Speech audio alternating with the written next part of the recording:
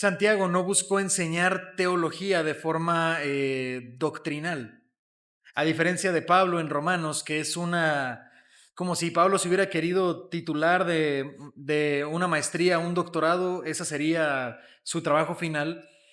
Una carta que ahonda profundamente en temas teológicos y doctrinales. También las cartas, por ejemplo, a los hebreos, son cartas muy doctrinales, cartas de profundidad teológica importante, que ya vimos el tiempo que se puede tardar uno en siquiera intentar profundizar un poco en esas cartas. Santiago no se presenta como una carta teológica, sino como una carta de la teología, no puesta en enseñanza, sino puesta en práctica. Entonces, Santiago es una carta que nos enseña a vivir la vida cristiana práctica.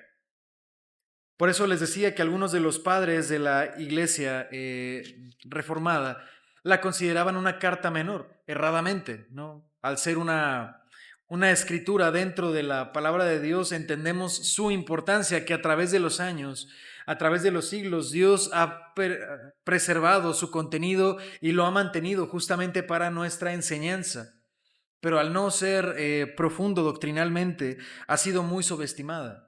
Sin embargo, hermanos, Santiago es una carta que nos enseña profundamente el significado verdadero de ser cristiano. Cuando el cristianismo se puede desvirtuar solamente en conocimiento, solamente en palabrerías, solamente en cosas que se pueden enseñar a través de un libro, Santiago se presenta como una carta que lleva al cristiano a entender que el cristianismo se vive, no solo se dice, es algo que se tiene que practicar, que la fe, hermanos, está inevitablemente ligada a las obras. Uno de los versículos fundamentales en la carta de Santiago es el que dice que demuestres tu fe sin tus obras. Y Santiago dice que él te demostraría su fe a través de sus obras. No significa eso, hermanos, que Santiago nos habla de las obras como un medio de salvación, sino de las obras como un resultado de la salvación. Las obras como una conclusión lógica de la fe que uno tiene. De hecho, hermanos, Santiago es un libro que constantemente nos recuerda las enseñanzas de Jesús en el Sermón del Monte, en las bienaventuranzas. De hecho, MacArthur en su comentario bíblico dice que si usted se propone leer las bienaventuranzas o todo el Sermón del Monte y luego lee Santiago, va a encontrar muchas similitudes. Al menos 26 de los principios que enseña Santiago están contenidos dentro del Sermón del Monte, haciéndolo entonces no una carta menor, como muchos llegaron a pensar, sino una carta fundamental, una carta que nos enseña lo que significa y el costo que tiene ser un cristiano de verdad. A diferencia, hermanos, de mucho de lo que hoy se enseña, en donde se nos dice que el cristianismo no cuesta nada, que el cristianismo no tiene ningún peso, que el cristianismo es algo gratuito y que no implica ningún esfuerzo, hermanos, la realidad bíblica dista mucho. Santiago nos enseña que ser cristiano nos cuesta, y no nos cuesta lo poco, nos cuesta lo más, nos cuesta absolutamente todo lo que somos. Santiago nos enseña que si uno ha de ser cristiano, va a ser reconocido no por las cosas que habla con su boca, sino las cosas que habla con sus obras. Que el verdadero cristiano, hermanos, lo es en sus obras. Que las obras hablan más que las palabras y que de la abundancia del corazón habla la boca. No para siempre, decía hace algunas semanas, no para siempre una persona puede fingir ser cristiano, porque eventualmente su corazón va a reflejar lo que hay dentro de él mismo. Pues Santiago, hermanos, viene a ser una explicación de eso mismo, de cómo la fe lleva lógicamente a la conclusión de que si uno ha de expresar fe en Cristo, entonces sus obras tienen que ser un reflejo de Cristo. De que si uno dice amar y conocer a un Dios que ama, entonces uno mismo tiene que amar. Si uno mismo cree en un Dios que es capaz de perdonar el pecado, uno mismo tiene que ser perdonador. Si uno ha de creer que Dios es capaz de llamar a los enfermos, de sanar a los que están enfermos, de levantar a los que están caídos, uno mismo sabe que ha sido llamado a buscar a los enfermos y a los caídos.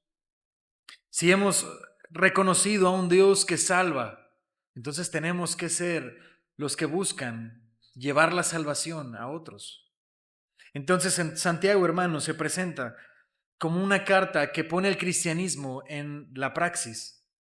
Y eso, hermanos, es fundamental.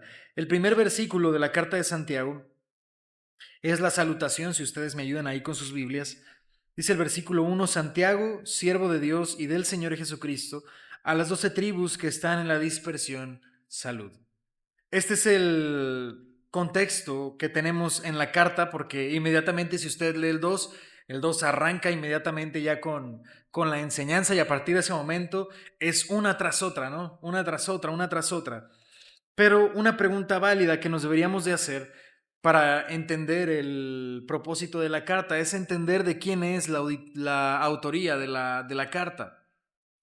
La carta tiene por nombre Santiago, sin embargo, Santiago no es el nombre que el escritor le puso. Al ser una carta que se escribió para ser leída, pues no tenía como tal un título. Sí, la carta de Santiago se titula así por la persona que la tradición ha enseñado que escribió. Al ser su nombre Santiago, hay al menos 4 apariciones de diferentes Santiagos en el Nuevo Testamento.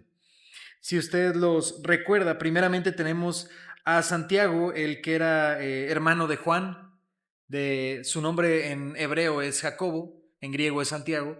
Entonces primero era Jacobo, el hijo de Zebedeo, hermano de Juan, que también fue uno de los discípulos. Es el primer Santiago que aparece. Después tenemos a Santiago, el hijo de Alfeo, que es otro de las apariciones que está en la escritura. Él también puede ser uno de los candidatos. Después tenemos a Jacobo, el hermano de Jesús, quien es al que vamos a ver más adelante, que es muy seguramente, es casi un hecho que él es el que escribe esta carta. Y luego tenemos a Santiago o Jacobo, que fue otro de los discípulos del Señor Jesús. Entonces tenemos, perdón, era padre de... ay, me lo perdí. Santiago, hermano de Cristo, ya lo dije. Santiago, el hermano de Juan, ya lo dije. Santiago, el hijo de Alfeo, ya lo dije. Ah, me falta uno. Perdone, lo perdí. Por aquí lo tengo apuntado. Ajá, el hijo de Alfeo. Ah, perdón, el padre de Judas, ese me faltaba. Jacobo o Santiago, que es el hermano, perdón, el padre de Judas, el que no es Iscariote, ese aparece en Lucas 6:16. Entonces hay al menos 4 Santiagos en el Nuevo Testamento. Sí, vamos a leer al respecto de algunos. El hijo de Zebedeo, ese lo encontramos en Mateo 4:21. Si ustedes me acompañan, vamos a ir para allá rápidamente. Solo es para que identifiquemos a las personas que aparecen en la Biblia con ese nombre, Santiago 4. Mateo 4:21.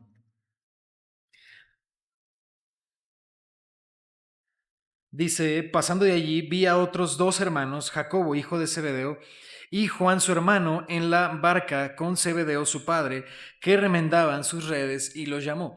Esto lo escribe Mateo al respecto de cuando Jesús llama o comienza a llamar a sus discípulos. Entre ellos, Jacobo, porque también su nombre es Santiago en otra lengua, y Juan. ¿Sí? Estos 2 son hermanos, hijos de Zebedeo. Jacobo podría ser uno de los escritores de este libro. Sin embargo, se descarta rápidamente porque este Jacobo, hermanos, murió prontamente. Jacobo, el hermano de Juan, fue muerto, le dieron muerte en Hechos capítulo 12, por ahí del año 43 después de Cristo, por Herodes Agripa. Herodes lo aprendió, en el capítulo 12 se nos narra eso de Hechos, y lo mataron. Fue de los primeros martirizados de entre los seguidores de Jesús. Por lo tanto, la carta no podría haber sido escrita por él. Entonces descartamos al primero. Después tenemos a el hijo de Alfeo, que también es uno de los 12 apóstoles. Él aparece en Mateo 10, capítulo 3, capítulo 10, versículo 3. Mateo 10, 3.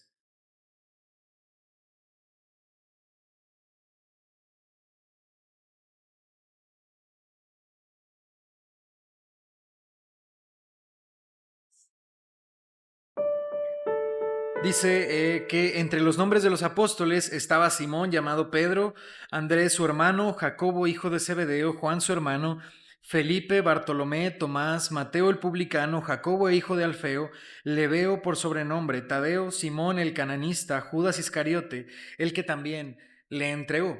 Aquí vemos otra aparición de otro Santiago o de otro Jacobo. Pero en la historia, hermanos, este Jacobo realmente siempre estuvo en el anonimato. En la tradición de la iglesia durante el primer siglo, se sabe que él sirvió en la iglesia, pero no lo hizo bajo su propio nombre o no se desarrolló como un nombre importante en la historia de la iglesia. Eso no significa que no haya sido una persona que sirvió al Señor, sino que lo hizo desde su anonimato. Y cuando nosotros leemos la carta de Santiago, pues él simplemente se llama Santiago. Se fijan, no da ninguna credencial acerca de quién es él. Por lo tanto, eso nos da a entender que la persona que escribió la carta de Santiago entendía que con solo su nombre sabría la iglesia quién era él. Entonces, pensar en que Santiago lo escribió el hijo de Alfeo es difícil porque él más bien actuó desde su anonimato. Entonces, descartamos al segundo. Después tenemos al padre de Judas, al que no es Iscariote, él aparece en Lucas 6:16.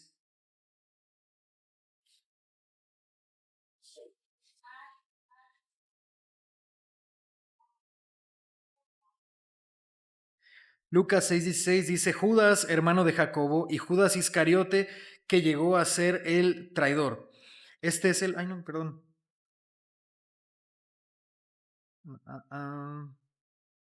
Sí, sí era ese. Ajá, Judas 6:16. El hermano de Jacobo y de Judas Iscariote. Entonces,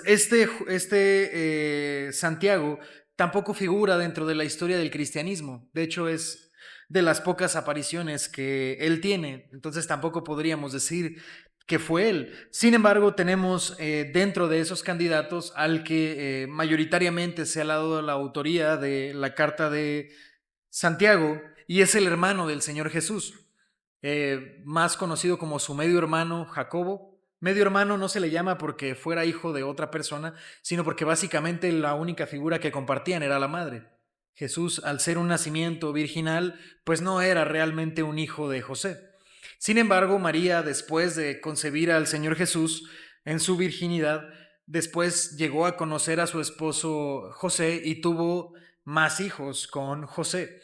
Dentro de esos hijos, uno de los más grandes, probablemente el que siguió de Jesús, fue Jacobo. Jacobo, al igual que sus hermanos, no era un seguidor del Señor Jesús en sus principios. De hecho, la palabra en los evangelios nos dice que más bien sus hermanos hacían burla de él. Al considerarlo, obviamente, uno de sus hermanos, el mayor de ellos pues lo veían simplemente como una persona. Y cuando él comienza a revelarse como el Mesías, como el Cristo, su familia más bien lo burlaba o pensaban que simplemente era una persona que estaba loca.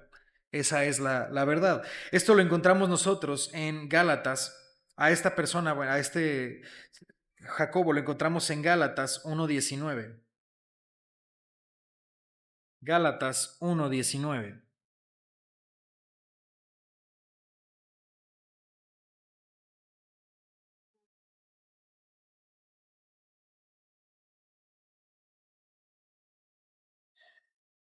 Esto lo dice Pablo al respecto de Jacobo, perdón. Dice, pero no vi a ningún otro de los apóstoles, sino a Jacobo, hermano del Señor. Esta es una de las apariciones que tiene Jacobo dentro de la escritura y está la importancia de Jacobo, hermano del Señor, que cuando Pablo, hermanos, es llamado, a la persona que inmediatamente sube a ver no es otro sino Jacobo, el hermano del Señor Jesucristo. Sí, es Jacobo entonces no una figura menor dentro de la historia del cristianismo. Durante la iglesia del primer siglo, Santiago fue una persona no menor, una persona muy importante en la iglesia. De hecho, se le llegó a considerar o fue tomado por la iglesia de Israel, de Jerusalén, perdón, como uno de los obispos, como uno de los pastores o como uno de los ancianos. Sí, de hecho, vamos a profundizar un poco más, ya que vemos que Jacobo es el hermano del Señor y es al que le vamos a dar la autoría de esta carta. Tenemos que conocer un poco acerca de la historia de este Santiago. Vemos que inicialmente Santiago había rechazado al Señor Jesús como Mesías. En Juan 7:5 es donde nosotros podemos leer al respecto. Juan 7:5. Recuerden que todo esto es meramente introductorio, ¿eh? Por si dicen, ¿todo eso de qué me sirve? Bueno, vamos a verlo como introducción. Más adelante vamos a entrar ya en los versículos tal cual, pero es para darle el contexto. Juan capítulo 7, versículo 5. Vamos a leer desde el 4, porque ninguno que procura darse a conocer hace algo en secreto. Si estas cosas haces, manifiéstate al mundo, porque ni aun sus hermanos creían en él.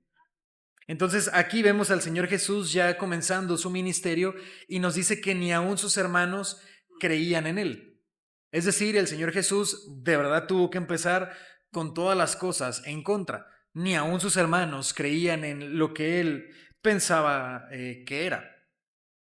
Es remarcable que tanto su mamá, María, como su papá o su padre en la tierra, José, ambos figuraron como sus padres. Ellos dos presenciaron las visiones, ellos dos hablaron con el ángel, ellos dos conocieron su nombre desde antes que naciera, ellos dos sabían que ese hijo iba a ser el Mesías, el Cristo, el Salvador de todo su pueblo. Y aún así sus hijos no pensaron eso del Señor Jesús. Y en gran parte del camino del Señor Jesús realmente no vemos un apoyo explícito de su familia en su ministerio. Entonces detectamos que sus hermanos tampoco creyeron en él. Sin embargo, hermanos, más adelante se nos narra que Santiago llegó a creer en el Señor Jesús. En la carta de Primera a los Corintios, en la carta a los Corintios, capítulo 15, versículo 7. Primera a los Corintios 15:7.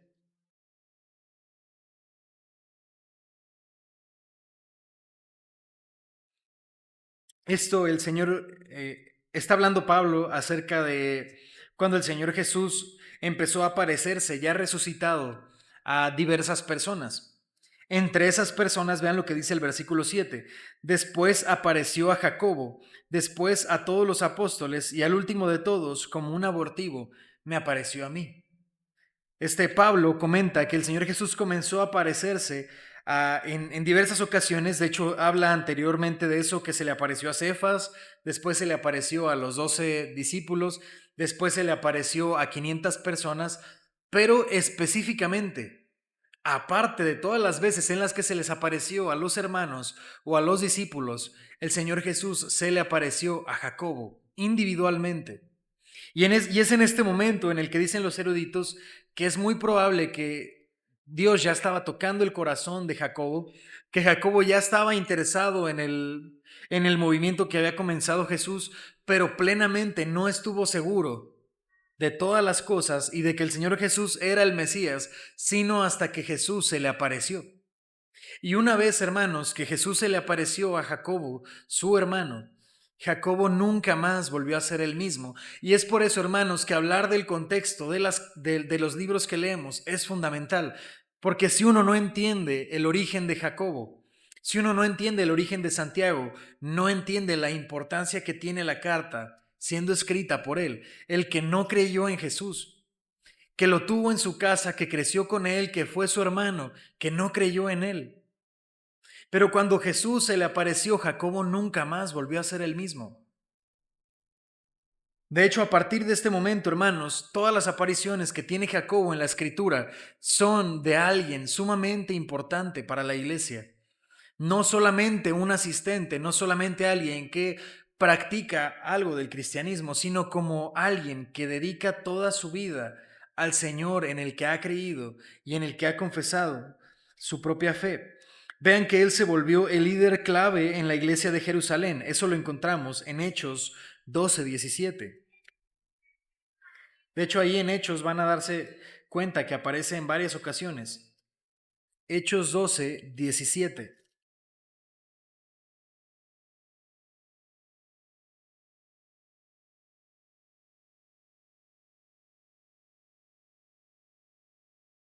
Dice, pero él, haciéndoles con la mano señal de que callasen, les contó cómo el Señor les había sacado de la cárcel. Y sí, les contó cómo el Señor les había sacado de la cárcel y dijo: haced saber esto a Jacobo y a los hermanos, y salió y se fue a otro lugar. Esto lo está hablando Pedro, bueno, lo está hablando Lucas de cuando Pedro es encarcelado, después liberado, y la primera persona a la que él busca que se le hagan saber esas cosas es a Jacobo y a los hermanos.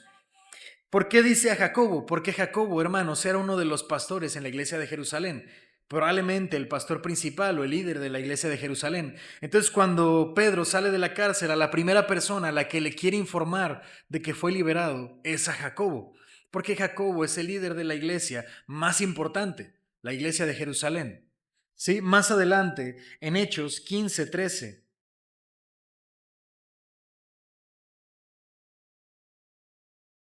Y cuando ellos callaron, Jacobo respondió diciendo: varones hermanos, oídme. Simón ha contado cómo Dios visitó por primera vez a los gentiles para tomar de ellos pueblo para su nombre. Y a partir de aquí, hermanos, se nos narra al acuerdo que llegan en el primer concilio de la iglesia. ¿Sí saben de qué se trató este concilio? De si los gentiles también podían ser salvos. ¿Y saben quién es el que habla principalmente en ese concilio? Jacobo, el hermano de Jesús, pastor de la iglesia en Jerusalén. Todos están hablando, entre todos ellos están los apóstoles, y entre los apóstoles, hermanos, está uno que no es apóstol, pero que es uno de los apoyos más grandes de los apóstoles, Jacobo. De hecho, una de las cuestiones por las que Santiago entró tardíamente en el canon bíblico es justamente por no ser un apóstol. Pero una y otra vez, hermanos, se nos recalca que Jacobo no tuvo una importancia menor en la escritura, sino que era un miembro fundamental de la iglesia primitiva y de la iglesia del primer siglo. Tuvo un llamado diferente al de los apóstoles. Los apóstoles fueron llamados a predicar a las naciones. Jacobo fue llamado como pastor de la iglesia más importante, de la matriz de todas las iglesias. Los mismos apóstoles les rendían cuentas a la iglesia de Jerusalén. El mismo Pablo, antes de ir a predicar a las naciones, sube, justamente ya lo leímos en Gálatas, con Jacobo. Entonces era muy importante, hermanos, Jacobo. Después vamos a leer otro versículo en Hechos 21:18. Hechos capítulo 21, versículo 18.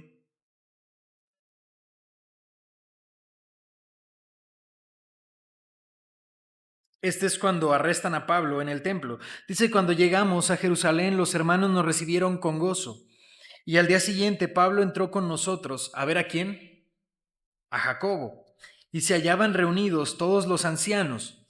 No son los viejitos, los ancianos, son el grupo de obispos. Es el grupo de pastores, es el grupo de dirigentes de la iglesia. Pablo entró a hablar con Jacobo y con todos los ancianos.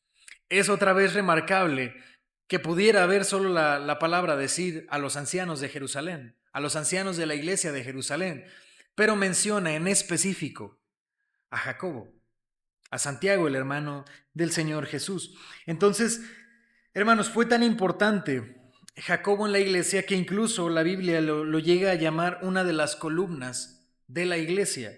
Eso lo encontramos dicho por dicho por Pablo en Gálatas 2:9.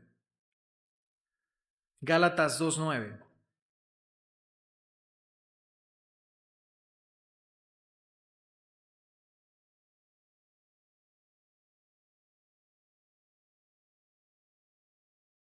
Dice: y reconociendo la gracia que me había sido dada, Jacobo, Cefas y Juan, que eran considerados como columnas, nos dieron a mí y a Bernabé la diestra en señal de compañerismo, para que nosotros fuésemos a los gentiles y ellos a la circuncisión. Ven ustedes que él tuvo un llamado diferente, no el de Pablo, el de predicar a las naciones y especialmente a los gentiles.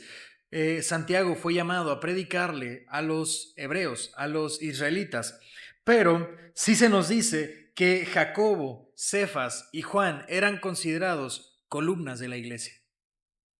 De manera, hermanos, que todas las acciones misioneras, evangelísticas, de predicación, en los concilios, en los desacuerdos, en las diferencias, Jacobo, Cefas y Juan actuaban como líderes de la iglesia.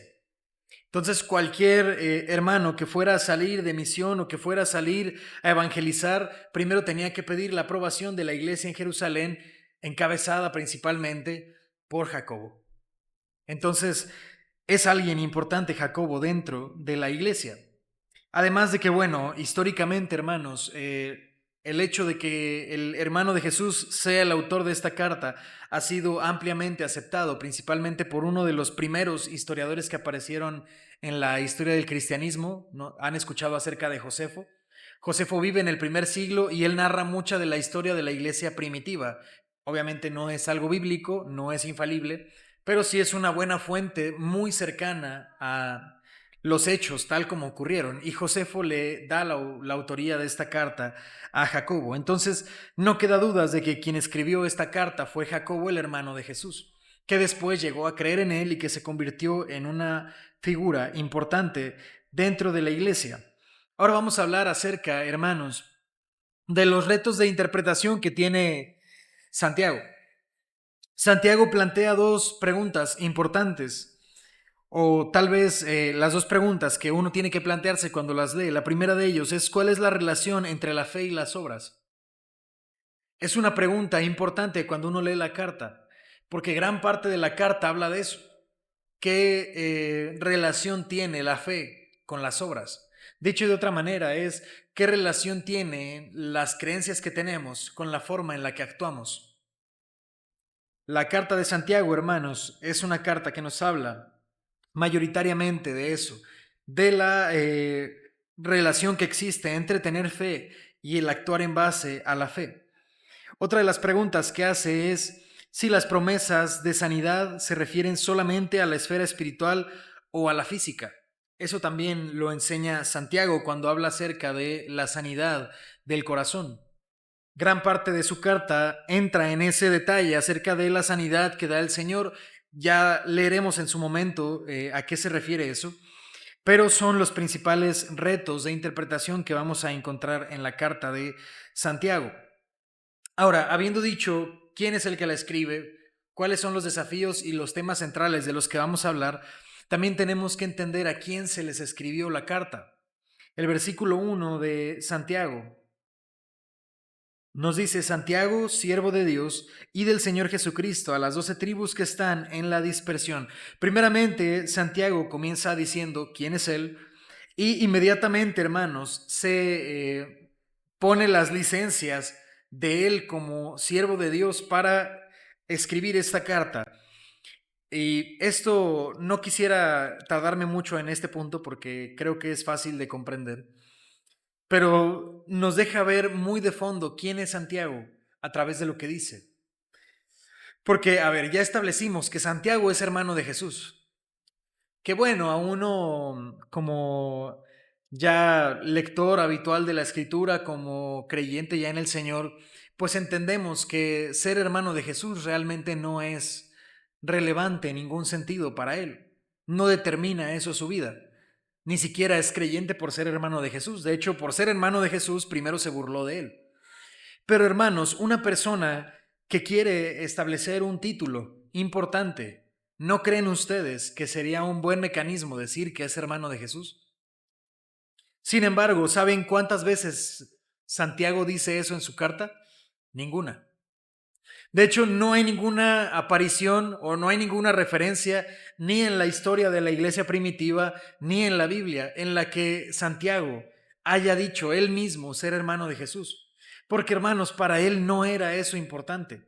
De hecho, él entiende básicamente que Jesús sí fue su hermano en la carne, pero realmente era su Señor. Vean ustedes cómo se llama él mismo: Santiago, siervo de Dios y del Señor Jesucristo. Él no ve al Señor Jesús como su hermano, ni siquiera como si tuviera parentesco con él. Para él el Señor Jesús no es su hermano, es su Dios y es su Señor y es su Mesías. ¿Se fijan que esas tres cosas le llaman en el mismo lugar? Siervo de Dios y del Señor. Cuando le llama Señor, está usando una palabra para referirse a un Dios.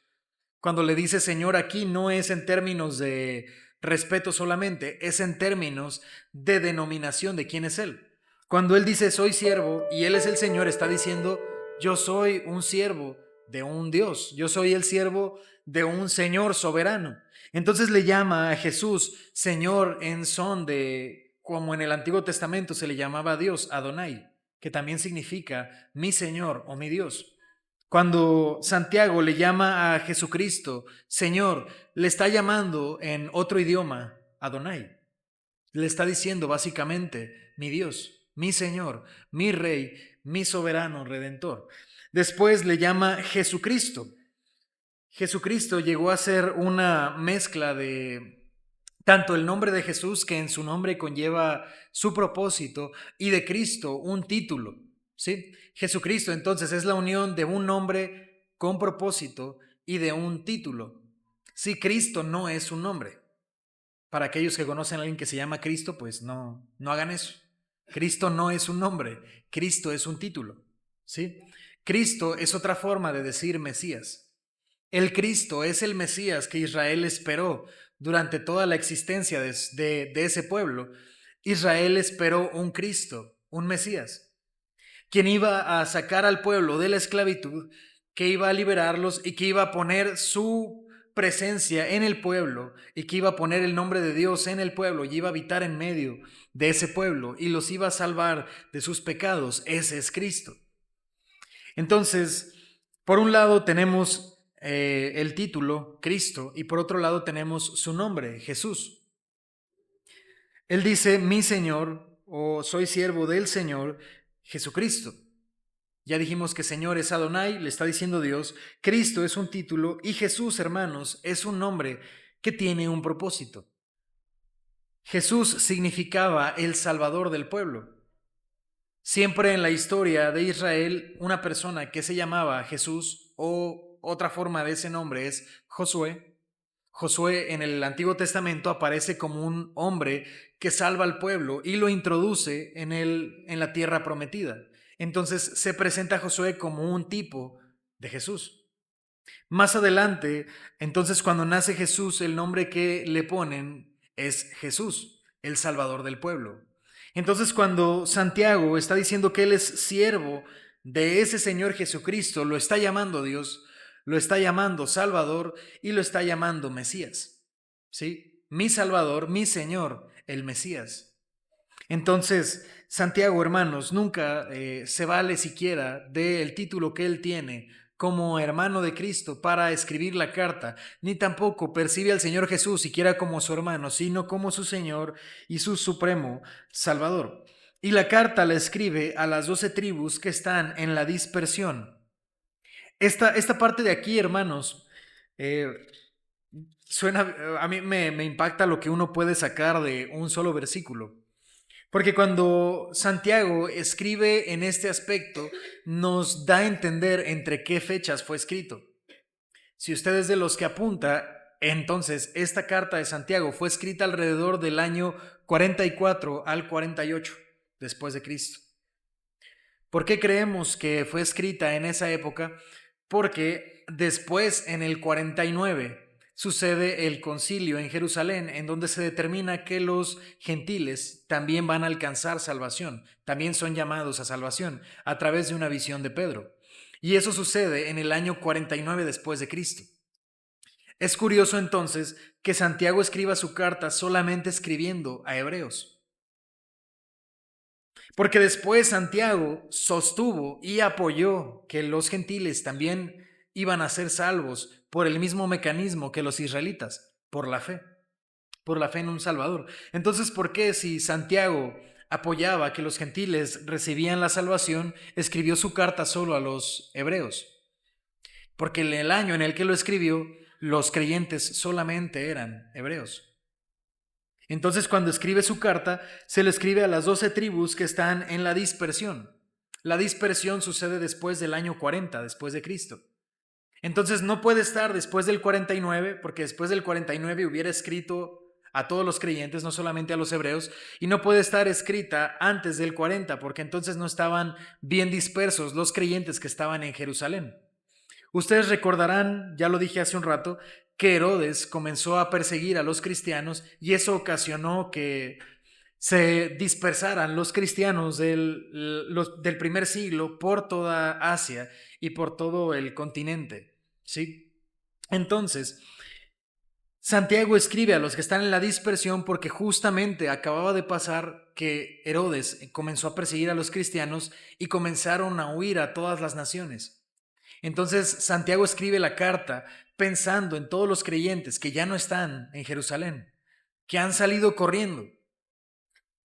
Lo hermoso, hermanos, de esta carta es que es una carta que habla de la tribulación y de cómo uno tiene que estar en gozo a través de las tribulaciones y de que cómo la tribulación a final de cuentas trae bienestar al pueblo de Dios, cómo la tribulación produce fe y eso acrecenta el evangelio. Porque ¿saben ustedes qué sucedió cuando Herodes azotó la iglesia en Jerusalén? Que fue como la fogata que la golpeas y las brasas comienzan a encender todo lo que la rodea. Herodes golpeó la fogata que estaba en Jerusalén y lo que ocasionó fue que las chispas comenzaran a incendiar todo el bosque.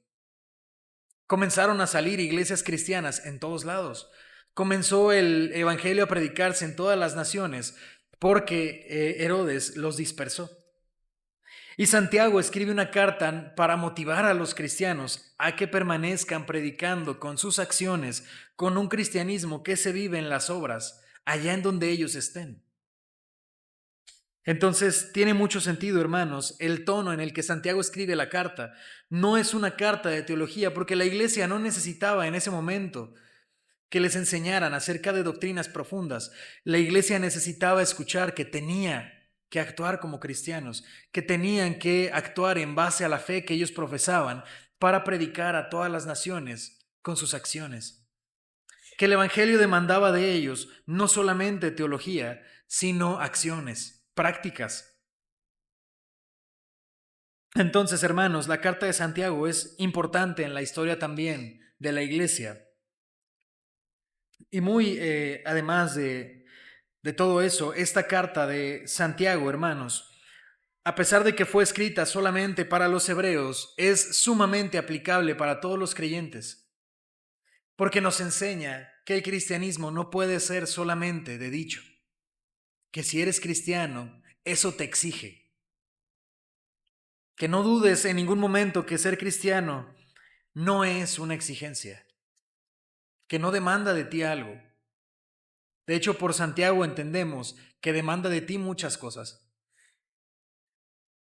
Dice entre los versículos que más vamos a estudiar en estos temas, versículo 2, perdón, dice: hermanos, tened por sumo gozo cuando os halléis en diversas pruebas, sabiendo que la prueba de vuestra fe produce paciencia, mas tenga la paciencia su obra completa, para que seáis perfectos y cabales, sin que os falte cosa alguna. ¿Por qué Pablo tendría que hablar de eso? Porque la iglesia necesitaba saber que las pruebas eran normales y que tenían, perdón, Santiago, que tenían que saber que la iglesia tenía que pasar por tribulaciones y por dolor y que eso era normal. Y que como eso era normal y esperable, tenían que aprender a gozarse en medio de estar dispersos. Porque los cristianos, hermanos, dice Miguel Núñez, me gustó esa frase que leí de él, dice que los cristianos somos como carbones encendidos. Cuando las brasas están dentro de la fogata, están ardiendo, ¿no? Están hasta el rojo vivo. Pero cuando tú tomas una de las brasas y la apartas, comienzas a ver cómo periódicamente comienza a apagarse.